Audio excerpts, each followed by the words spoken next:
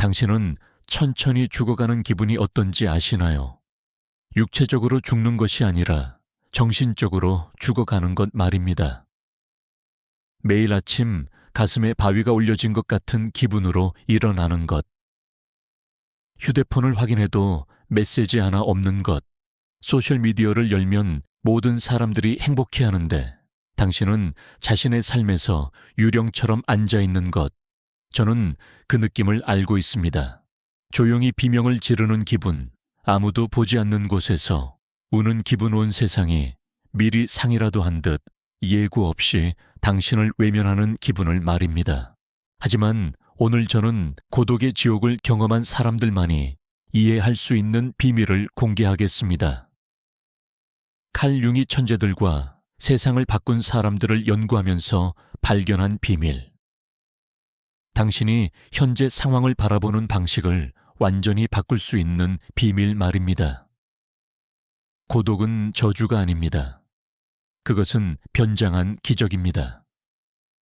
지난달 저는 서울에 사는 32세 혜진이라는 여성으로부터 전화를 받았습니다.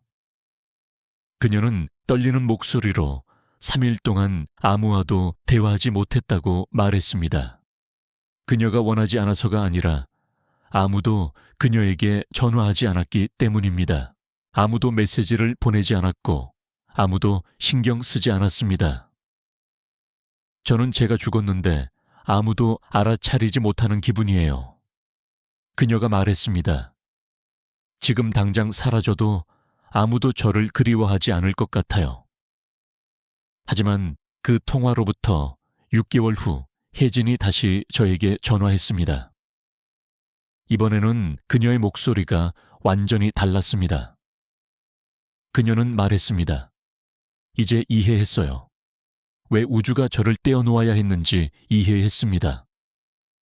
저는 다른 사람들이 원하는 사람이 아니라 제가 진정으로 되어야 할 사람이 되어야 했거든요.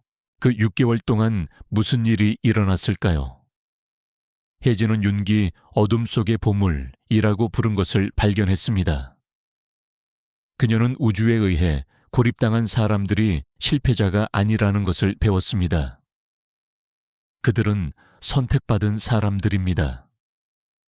미친 소리처럼 들리나요? 제가 증명해 보겠습니다.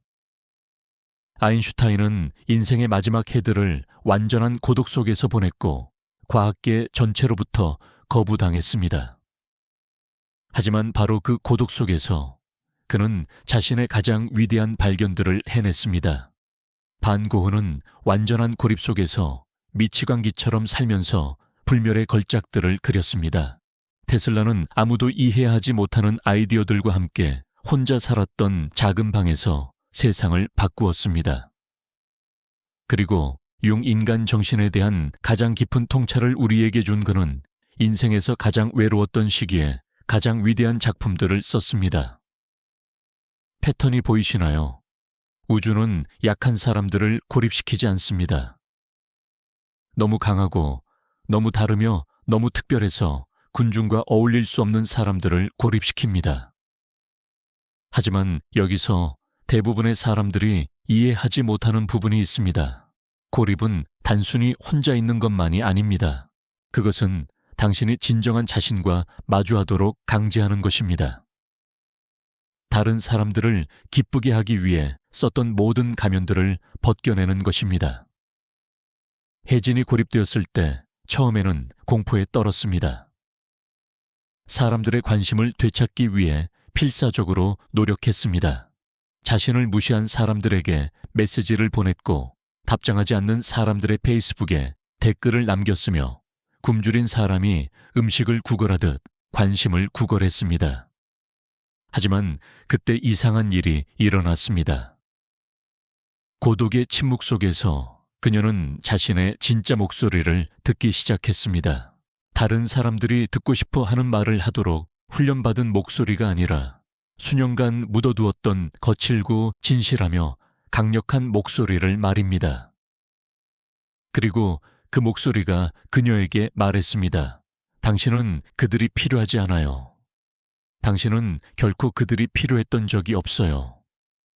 당신은 자신의 진정한 힘과 마주하는 것이 무서워서 그들이 필요하다고 생각했을 뿐이에요.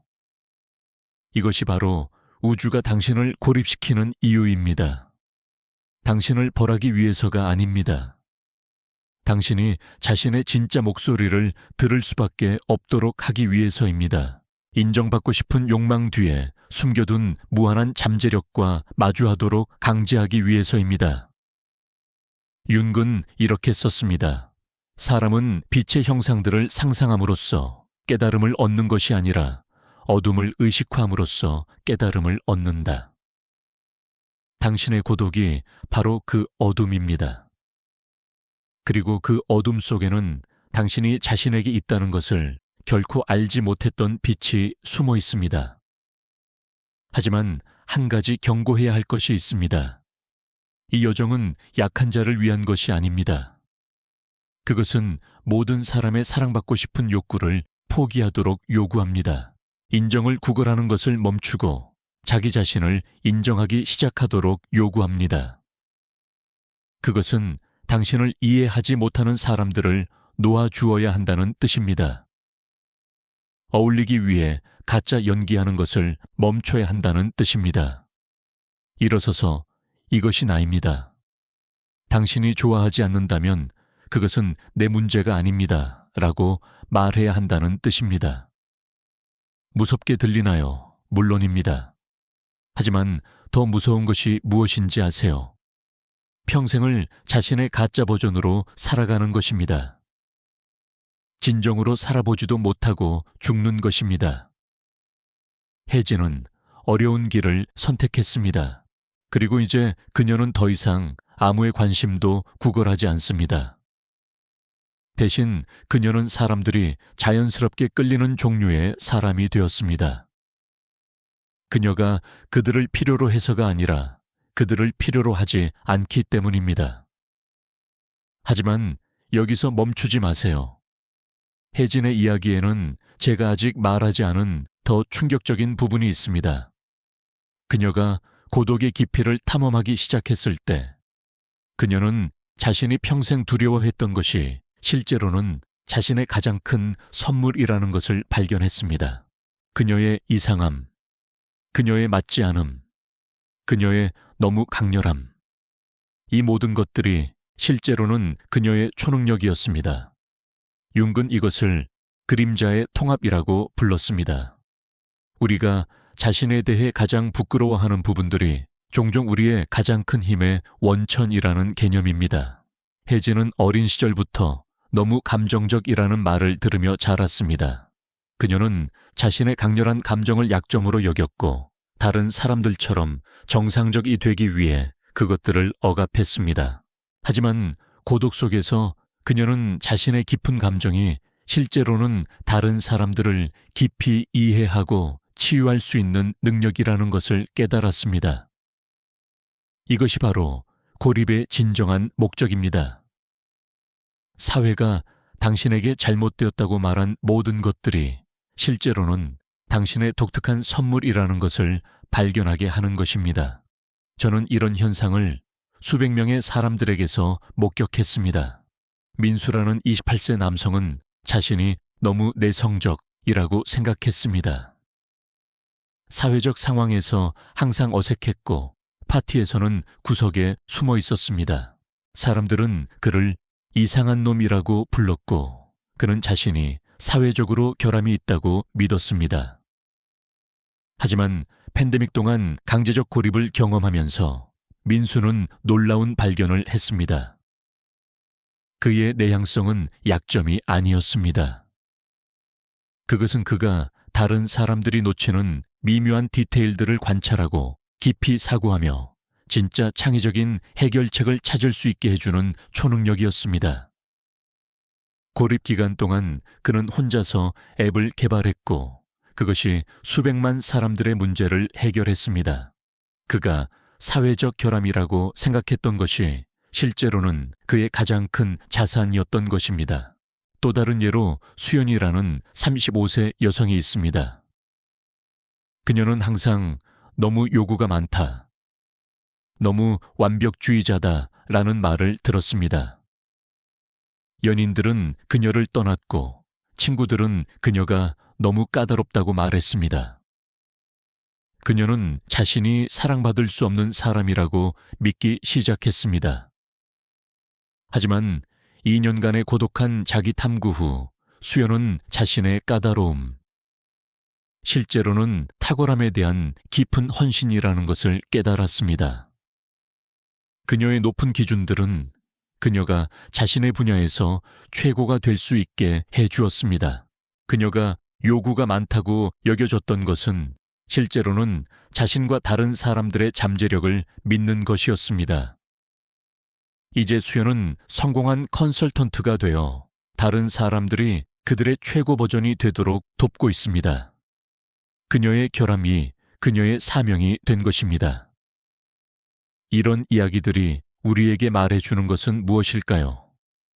우주가 당신을 고립시킬 때 그것은 당신을 벌하는 것이 아닙니다. 그것은 당신을 정죄하는 것입니다. 사회의 거짓 기준들로부터 당신을 자유롭게 하여 당신이 진정으로 누구인지 발견할 수 있게 하는 것입니다. 융은 이것을 개별화 과정이라고 불렀습니다. 우리가 집단의식으로부터 분리되어 진정한 개인이 되는 과정입니다. 하지만 이 과정은 쉽지 않습니다. 그것은 용기 인내, 그리고 무엇보다도 자기 자신에 대한 흔들리지 않는 믿음을 요구합니다. 대부분의 사람들이 이 과정을 견디지 못하는 이유는 무엇일까요? 그들은 고통을 받아들이기를 거부하기 때문입니다. 그들은 즉각적인 위안을 찾습니다. 누군가의 인정, 소셜미디어의 좋아요, 표면적인 연결들. 하지만 이런 것들은 일시적인 진통제일 뿐입니다. 그것들은 근본적인 문제를 해결하지 못합니다. 진정한 해결책은 역설적으로 고통을 완전히 받아들이는 것입니다. 고독을 저주로 보는 것이 아니라 선물로 보는 것입니다. 외로움을 문제로 보는 것이 아니라 기회로 보는 것입니다. 혜진이 이 관점에 전환을 했을 때 그녀의 삶은 마법처럼 바뀌기 시작했습니다. 그녀는 더 이상 사람들이 자신을 좋아하게 만들려고 노력하지 않았습니다. 대신 그녀는 자신이 진정으로 원하는 삶을 창조하는 데 집중했습니다. 그녀는 항상 꿈꿔왔지만 비현실적이라고 여겨졌던 예술 프로젝트를 시작했습니다. 그녀는 자신의 깊은 감정들을 작품으로 표현하기 시작했고 놀랍게도 많은 사람들이 그녀의 작품에 깊이 공감했습니다. 그녀가 더 이상 인정을 구하지 않자 역설적으로 인정이 그녀에게 흘러들어오기 시작했습니다. 하지만 이번에는 그것이 진정한 그녀에 대한 인정이었습니다. 가짜 버전에 대한 것이 아니라 민수도 마찬가지였습니다.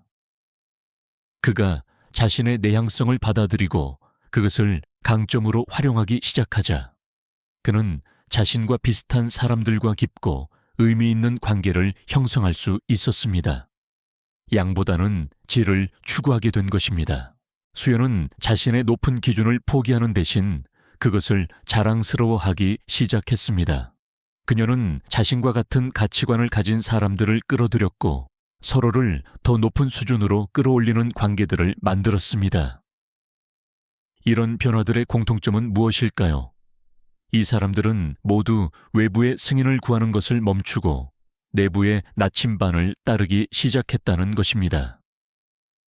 그들은 사회가 정상이라고 정의하는 것에 맞추려고 하는 대신 자신만의 독특한 길을 걷기 시작했습니다. 하지만 여기서 가장 중요한 부분을 놓치지 마세요.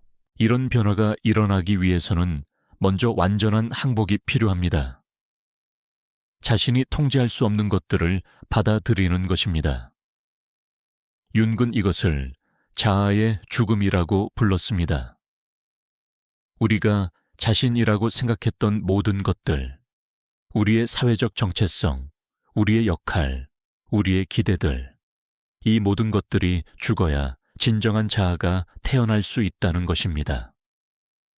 이것은 문자 그대로의 죽음이 아닙니다. 그것은 변화입니다. 애벌레가 나비가 되기 위해 완전히 분해되어야 하는 것처럼 우리도 새로운 존재가 되기 위해서는 옛 자아가 해체되어야 합니다. 혜진은 이 과정을 지옥 같았지만 동시에 해방적이었다고 묘사했습니다. 그녀는 며칠 동안 울기도 했고 자신의 모든 선택을 의심하기도 했으며 때로는 미쳐가는 것 같다고 느끼기도 했습니다. 하지만 그 어둠의 밤을 지나고 나서 그녀는 전에 결코 경험해보지 못한 자유를 느꼈습니다. 다른 사람들의 의견에 대한 두려움이 사라졌습니다. 거부당할 것에 대한 공포가 사라졌습니다. 그녀는 마침내 자신의 삶의 주인이 된 것입니다. 이것이 바로 우주가 당신을 고립시키는 진정한 이유입니다. 당신이 다른 사람들의 승인에 의존하는 대신 자신의 내면의 지혜를 신뢰하기 시작하도록 하기 위해서입니다. 하지만 많은 사람들이 이 기회를 놓칩니다. 왜일까요? 그들은 고통을 피하려고 하기 때문입니다. 그들은 빠른 해결책을 찾습니다. 새로운 관계, 새로운 직업, 새로운 취미. 뭔가 자신을 고독에서 구해줄 것을 찾습니다. 하지만 이런 접근은 근본적으로 잘못되었습니다. 그것은 증상을 치료하려고 하는 것이지 원인을 다루는 것이 아닙니다. 진정한 치유는 고독 속으로 더 깊이 들어가는 것에서 옵니다. 도망치는 것이 아니라 받아들이는 것에서 옵니다. 융은 이것을 하강의 여행이라고 불렀습니다. 우리가 자신의 가장 어두운 부분들로 내려가야 하는 여행입니다. 그곳에서 우리는 자신에 대한 진실과 마주하게 됩니다. 좋은 진실과 나쁜 진실 모두를 말입니다. 대부분의 사람들이 이 여행을 두려워하는 이유는 그들이 그곳에서 무엇을 발견할지 모르기 때문입니다.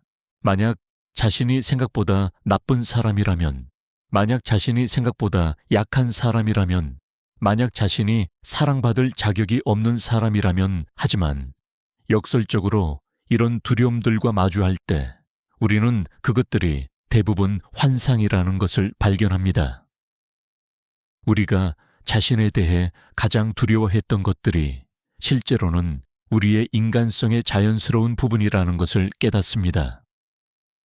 혜진은 이 과정에서 자신이 이기적이라고 생각했던 것이 실제로는 건강한 자기 보호였다는 것을 발견했습니다. 그녀가 너무 감정적이라고 여겼던 것이 실제로는 깊은 공감 능력이었다는 것을 깨달았습니다. 민수는 자신이 사회적으로 어색하다고 생각했던 것이 실제로는 표면적인 대화보다 깊고 의미 있는 연결을 추구하는 것이었다는 것을 이해했습니다. 수연은 자신이 완벽주의자라고 여겼던 것이 실제로는 탁월함에 대한 깊은 헌신이었다는 것을 받아들였습니다. 이런 깨달음들이 그들의 삶을 어떻게 바꾸었을까요? 그들은 더 이상 자신을 바꾸려고 하지 않았습니다. 대신 그들은 자신을 받아들이고 사랑하기 시작했습니다. 그리고 놀랍게도 이것이 다른 사람들도 그들을 받아들이고 사랑하게 만들었습니다. 이것이 고립의 궁극적인 선물입니다. 그것은 우리가 다른 사람들의 사랑을 얻기 위해 자신을 바꿀 필요가 없다는 것을 가르쳐 줍니다. 우리는 이미 충분히 사랑받을 자격이 있다는 것을 보여줍니다. 하지만 이 교훈을 진정으로 내재화하기 위해서는 시간이 필요합니다. 고독 속에서 보내는 시간 말입니다. 자신과 마주하는 시간, 자신의 생각과 감정들을 탐구하는 시간. 현대 사회는 이런 시간을 낭비라고 말합니다. 생산적이지 않다고 말합니다. 하지만 융은 이것이 인간이 할 수 있는 가장 중요한 일이라고 주장했습니다. 자기 자신을 아는 것, 자기 자신과 평화를 만드는 것이 모든 다른 성취들보다 더 중요하다고 말했습니다. 왜일까요? 왜냐하면 우리가 자신과 평화를 만들기 전까지는 우리가 하는 모든 일이 내면의 상처와 두려움으로부터 나오기 때문입니다. 우리는 사랑을 찾는 것이 아니라 사랑의 부재를 메우려고 합니다. 우리는 성공을 추구하는 것이 아니라 실패에 대한 두려움에서 도망칩니다. 하지만 고독 속에서 자신과 만날 때 우리는 이런 상처들을 치유할 수 있습니다. 우리는 자신의 두려움들과 마주하고 그것들이 우리를 정의하지 않는다는 것을 배울 수 있습니다. 혜진은 이 과정을 자신과 다시 사랑에 빠지는 것이라고 묘사했습니다. 그녀는 자신의 모든 면들, 좋은 면과 나쁜 면, 강한 면과 약한 면을 받아들이고 사랑하기 시작했습니다. 이것이 진정한 자기 사랑입니다. 자신의 완벽한 면만을 사랑하는 것이 아니라 자신의 불완전함까지도 사랑하는 것입니다. 자신의 실수들, 자신의 실패들, 자신의 어두운 생각들까지도 자신의 일부로 받아들이는 것입니다. 이런 자기 수용이 일어날 때 마법 같은 일이 벌어집니다. 우리는 더 이상 다른 사람들의 승인을 필요로 하지 않습니다. 우리는 이미 자신으로부터 그것을 받고 있기 때문입니다. 그리고 역설적으로 우리가 다른 사람들의 승인을 필요로 하지 않을 때 사람들은 우리에게 더 끌리게 됩니다. 왜냐하면 우리가 진정성 있고 자신감 있으며 완전하기 때문입니다. 하지만 여기서 한 가지 경고하고 싶은 것이 있습니다. 이 과정은 선형적이지 않습니다. 좋은 날들과 나쁜 날들이 있을 것입니다. 때로는 큰 진전을 이룬 것 같다가도 다음 날에는 다시 출발점으로 돌아간 것 같은 기분이 들 수도 있습니다. 이것은 정상적인 일입니다. 성장은 나선형으로 일어납니다. 우리는 같은 이슈들을 계속해서 다루지만 매번 조금씩 더 깊은 수준에서 다룹니다. 혜진도 이런 경험을 했습니다. 어떤 날에는 자신이 완전히 변했다고 느꼈지만 다른 날에는 예전의 불안과 자기 의심이 다시 돌아왔습니다. 하지만 시간이 지나면서 그녀는 이런 기복들이 과정의 일부라는 것을 받아들이게 되었습니다. 가장 중요한 것은 포기하지 않는 것입니다. 어려운 날들이 와도 계속해서 자신과의 관계를 발전시켜 나가는 것입니다. 매일 조금씩이라도 자신을 더 깊이 이해하고 더 깊이 사랑하려고 노력하는 것입니다. 결국 우주가 당신을 고립시킨 이유는 당신을 벌하기 위해서가 아닙니다. 당신을 준비시키기 위해서입니다. 더 큰 목적을 위해, 더 깊은 사랑을 위해, 더 진정한 삶을 위해 준비시키는 것입니다. 하지만 여기서 가장 충격적인 진실을 말씀드리겠습니다. 당신이 지금 경험하고 있는 고독은 단순한 우연이 아닙니다. 그것은 정확히 계산된 우주적 개입입니다. 저는 지난 20년간 수천 명의 사람들과 작업하면서 놀라운 패턴을 발견했습니다. 고립을 경험하는 사람들에게는 공통점이 있다는 것입니다. 그들은 모두 보통 사람들과는 다른 특별한 에너지를 가지고 있습니다. 그들의 의식 수준이 주변 사람들보다 훨씬 높습니다. 윤근 이것을 집단 무의식으로부터의 분리라고 불렀습니다. 대부분의 사람들은 집단의 의식 수준에 머물러 있습니다. 그들은 같은 것을 생각하고 같은 것을 원하며 같은 방식으로 행동합니다. 하지만 당신은 다릅니다. 당신의 영혼은 더 높은 곳을 향해 있습니다. 이것이 바로 당신이 다른 사람들과 맞지 않는 이유입니다. 당신은 그들과 다른 주파수에서 진동하고 있기 때문입니다. 마치 FM 라디오를 들으려고 하는데 AM 주파수에 맞춰져 있는 것과 같습니다. 기술적으로는 둘 다 라디오이지만 서로 소통할 수 없습니다. 하지만 여기서 두려운 진실을 말씀드리겠습니다. 대부분의 사람들이 이 과정을 견디지 못합니다. 그들은 고독의 압박을 이기지 못하고 다시 집단으로 돌아갑니다. 그들은 자신의 독특함을 포기하고 정상이 되기를 선택합니다. 저는 이것을 영적 자살이라고 부릅니다. 몸은 살아있지만 영혼은 죽어버리는 것입니다. 그들은 사회적으로 성공할 수도 있고 결혼할 수도 있으며 아이를 가질 수도 있습니다. 하지만 그들의 눈을 보면 알 수 있습니다. 그 안에는 생명이 없습니다. 진호라는 40세 남성의 이야기를 들려드리겠습니다. 그는 대기업 임원이었고 아름다운 아내와 두 아이를 가진 성공한 남자였습니다. 하지만 3년 전 그는 극심한 우울증에 빠졌습니다. 겉으로는 모든 것을 가진 것 같았지만 내면은 완전히 공허했습니다. 저는 마치 로봇처럼 살고 있었어요. 그가 저에게 말했습니다. 매일 아침 일어나서 해야 할 일들을 하지만 그 안에 진짜 나는 없었어요. 저는 다른 사람들이 기대하는 역할만 연기하고 있었습니다. 진호의 문제는 무엇이었을까요? 그는 20대 고독을 경험했을 때 그것을 견디지 못하고 빠르게 사회적 성공의 길로 도망쳤습니다. 그는 자신의 내면의 목소리를 무시하고 사회가 정의하는 성공을 추구했습니다. 하지만 억압된 것은 결국 돌아옵니다. 융은 이것을 그림자의 복수라고 불렀습니다. 우리가 무시한 자아의 부분들이 우울증 불안 중년의 위기 같은 형태로 다시 나타나는 것입니다. 진호는 운이 좋았습니다. 그의 우울증이 그를 다시 자기 자신과 마주하게 만들었기 때문입니다.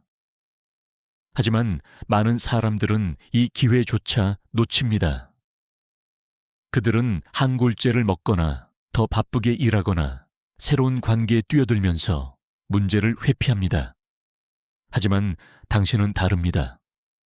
당신이 이 영상을 보고 있다는 것 자체가 당신이 진실을 마주할 준비가 되어 있다는 증거입니다. 그렇다면 이제 실용적인 질문을 해봅시다. 어떻게 하면 이 고독의 시기를 낭비하지 않고 최대한 활용할 수 있을까요? 첫 번째 단계는 디지털 단식입니다. 소셜미디어, 넷플릭스, 유튜브, 온라인 쇼핑. 이 모든 것들은 우리를 자신으로부터 멀어지게 하는 도구들입니다. 그것들은 현대판 아편입니다. 혜진은 이것을 깨달았을 때 충격을 받았습니다. 저는 하루에 8시간씩 휴대폰을 보고 있었어요. 그것은 제가 8시간 동안 저 자신으로부터 도망치고 있었다는 뜻이었죠. 그녀는 한 달간 모든 소셜미디어를 끊었습니다. 처음 일주일은 지옥 같았습니다.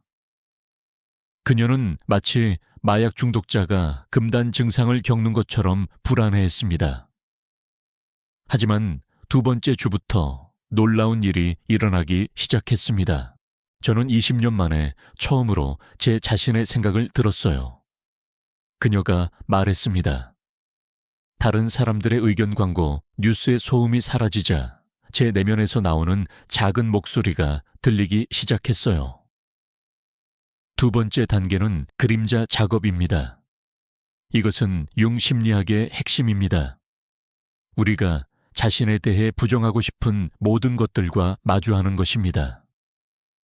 대부분의 사람들이 이것을 회피하는 이유는 무엇일까요? 그들은 자신이 나쁜 사람이라는 것을 발견할까봐 두렵기 때문입니다. 하지만 이것은 근본적인 오해입니다. 그림자는 나쁜 것이 아닙니다. 그것은 단지 억압된 것입니다. 예를 들어 당신이 어린 시절부터 착한 아이가 되라는 메시지를 받았다면 당신의 분노, 질투, 이기심 같은 감정들이 그림자가 됩니다. 하지만 이런 감정들은 실제로는 생존과 성장에 필요한 에너지들입니다. 분노는 경계를 설정하고 자신을 보호하는 데 필요합니다. 질투는 우리가 진정으로 원하는 것이 무엇인지 알려줍니다. 이기심은 자기 보호의 건강한 형태입니다. 민수는 이것을 깨달았을 때 큰 변화를 경험했습니다. 그는 항상 자신을 착한 사람이라고 생각했습니다. 하지만 그의 착함은 실제로는 갈등을 피하려는 두려움에서 나온 것이었습니다. 저는 제가 누군가를 화나게 만들까봐 너무 두려워서 제 자신의 의견조차 말하지 못했어요. 그가 고백했습니다. 저는 착한 게 아니라 겁쟁이였어요. 하지만 그가 자신의 그림자와 마주했을 때 그는 자신 안에 강력한 의견과 열정이 있다는 것을 발견했습니다. 그는 불의에 대해 분노할 수 있었고 자신이 원하는 것을 위해 싸울 수 있었으며 때로는 자신만을 위해 행동할 수도 있었습니다. 이런 발견이 그를 나쁜 사람으로 만들었을까요? 전혀 그렇지 않습니다. 오히려 그것은 그를 완전한 인간으로 만들었습니다. 그는 더 이상 1차원적인 착한 사람이 아니라 복잡하고 풍부한 감정을 가진 진정한 개인이 되었습니다. 세 번째 단계는 소명 찾기입니다. 고독의 시기는 우리가 진정으로 부름받은 일이 무엇인지 발견할 수 있는 완벽한 기회입니다. 대부분의 사람들은 소명을 거창한 것으로 생각합니다. 세상을 구하거나 큰 회사를 만들거나 유명해지는 것 말입니다. 하지만 진정한 소명은 훨씬 더 개인적이고 내밀한 것입니다. 수연의 경우를 봅시다. 그녀는 항상 다른 사람들을 돕고 싶어 했지만 사회는 그녀에게 안정적인 직업을 가지라고 압박했습니다. 그래서 그녀는 은행에서 일하게 되었습니다. 하지만 고독의 시기 동안 그녀는 자신이 진정으로 원하는 것이 무엇인지 깨달았습니다. 그녀는 다른 사람들이 자신의 잠재력을 발견하도록 돕고 싶었습니다. 그녀의 까다로움과 완벽주의가 실제로는 이 일을 위한 완벽한 도구였습니다. 저는 다른 사람들이 자신에게 실망하는 것을 견딜 수 없었어요. 그녀가 말했습니다. 저는 모든 사람이 자신의 최고 버전이 되기를 원했어요. 그것이 바로 제 소명이었던 거예요. 이제 그녀는 성공한 라이프 코치가 되어 수백 명의 사람들이 자신의 꿈을 실현하도록 도왔습니다. 그녀의 결함이 그녀의 최고의 자산이 된 것입니다. 네 번째 단계는 에너지 관리입니다. 고독한 사람들은 종종 매우 민감합니다. 그들은 다른 사람들의 감정을 흡수하고 환경의 에너지에 영향을 받으며 자극에 과도하게 반응합니다. 윤은 이런 사람들을 심리적 스펀지라고 불렀습니다. 그들은 주변의 모든 것을 흡수하지만 그것을 처리하는 방법을 모릅니다. 그래서 그들은 종종 압도당하고 지쳐버립니다. 혜진도 이 문제로 고생했습니다. 저는 카페에 가기만 해도 지쳤어요. 너무 많은 사람들의 감정을 느꼈거든요. 저는 제가 이상한 사람이라고 생각했어요. 하지만 이것은 이상한 것이 아닙니다. 그것은 선물입니다. 높은 감수성은 창의성 직감 공감 능력과 직결됩니다. 문제는 그것을 어떻게 관리하느냐입니다. 혜진은 에너지 보호 기법들을 배웠습니다. 명상 자연에서 시간 보내기, 경계 설정하기, 독성이 있는 사람들과의 거리 두기. 이런 기법들을 통해 그녀는 자신의 민감성을 약점이 아닌 강점으로 활용할 수 있게 되었습니다. 다섯 번째 단계는 영적 연결입니다. 고독은 우리를 인간적 연결로부터 분리시키지만 동시에 더 깊은 영적 연결의 문을 엽니다. 이것이 무슨 뜻일까요? 그것은 당신보다 큰 무언가와의 연결을 의미합니다. 그것이 신이든 우주든 자연이든 혹은 인류 전체든 상관없습니다. 중요한 것은 당신이 혼자가 아니라는 것을 깨닫는 것입니다. 융은 이것을 집단 무의식과의 연결이라고 불렀습니다. 우리는 모두 보이지 않는 실로 연결되어 있고 고독의 시기에 이 연결을 더 깊이 느낄 수 있다는 것입니다. 진호는 이것을 명상을 통해 경험했습니다. 처음에는 아무것도 느끼지 못했어요. 하지만 몇 주 후에 저는 제가 무언가 거대한 것의 일부라는 느낌을 받기 시작했어요. 마치 바다의 한 방울이지만 동시에 온 바다가 저 안에 있는 것 같은 느낌이었어요. 이런 영적 연결은 고독의 고통을 완전히 변화시킵니다. 당신은 더 이상 버려진 것이 아니라 선택받은 것입니다. 당신은 더 이상 혼자가 아니라 우주 전체와 연결되어 있습니다. 6번째 단계는 창조적 표현입니다. 고독의 에너지는 반드시 창조적인 형태로 표현되어야 합니다. 그렇지 않으면 그것은 우울불안 분노로 변할 수 있습니다. 모든 위대한 예술가, 작가, 발명가들이 고독한 시기를 거쳤다는 것은 우연이 아닙니다. 고독은 창조성의 온상입니다. 외부의 소음이 사라져야 내면의 목소리가 들리고 내면의 목소리가 들려야 진정한 창조가 가능합니다. 당신이 전문 예술가가 될 필요는 없습니다. 중요한 것은 당신 안의 무언가를 밖으로 표현하는 것입니다. 그것이 그림이든 글이든 음악이든 춤이든 요리든 정원 가꾸기든 상관없습니다. 혜진은 사진을 시작했습니다. 저는 제가 느끼는 고독과 아름다움을 카메라로 담고 싶었어요. 처음에는 아무도 보여주지 않았어요. 그냥 저만을 위한 거였어요. 하지만 시간이 지나면서 그녀의 사진들은 점점 더 깊고 의미 있어졌습니다. 그녀는 다른 고독한 사람들의 아름다움을 포착하기 시작했고 그들의 고독 속에 숨겨진 광채를 세상에 보여주었습니다. 이제 그녀는 국제적으로 인정받는 사진 작가가 되었습니다. 하지만 더 중요한 것은 그녀가 자신의 고통을 아름다움으로 변화시켰다는 것입니다. 7번째이자 마지막 단계는 봉사입니다. 고독의 여정을 통과한 사람들은 자연스럽게 다른 사람들을 돕고 싶어 합니다. 그들은 자신이 겪은 고통이 다른 사람들에게도 의미가 있을 수 있다는 것을 깨닫습니다. 이것이 바로 고독의 궁극적 목적입니다. 당신을 더 나은 개인으로 만드는 것뿐만 아니라 당신을 통해 세상을 더 나은 곳으로 만드는 것입니다. 융은 이것을 개별화된 존재의 사회적 책임이라고 불렀습니다. 자신을 발견한 사람은 자동으로 다른 사람들이 자신을 발견하도록 도울 책임이 생긴다는 것입니다. 혜진, 민수, 수연, 진호, 이들 모두는 이제 다른 고독한 사람들을 돕는 일을 하고 있습니다. 그들의 고통이 헛되지 않았습니다. 그것은 다른 사람들을 위한 빛이 되었습니다. 하지만 여기서 한 가지 중요한 경고를 하고 싶습니다. 이 모든 단계들은 혼자서 완료할 수 있는 것들이 아닙니다. 어느 시점에서는 당신도 다른 사람의 도움이 필요할 것입니다. 역설적으로 진정한 독립은 건강한 의존을 통해서만 가능합니다.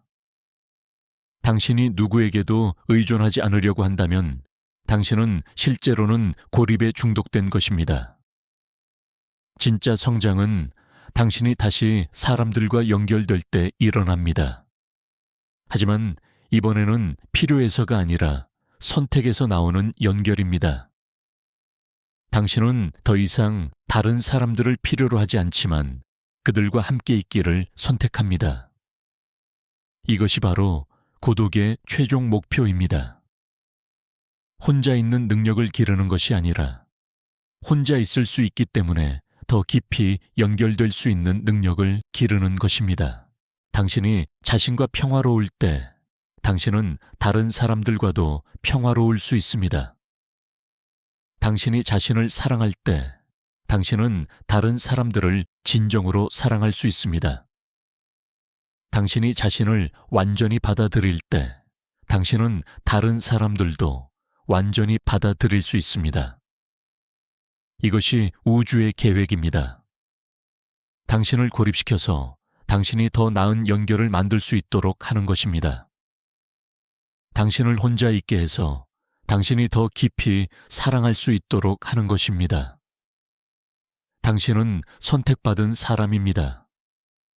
당신의 고독은 그 증거입니다. 이제 그 선택을 받아들이고 당신이 되어야 할 사람이 될 시간입니다. 세상은 당신을 기다리고 있습니다.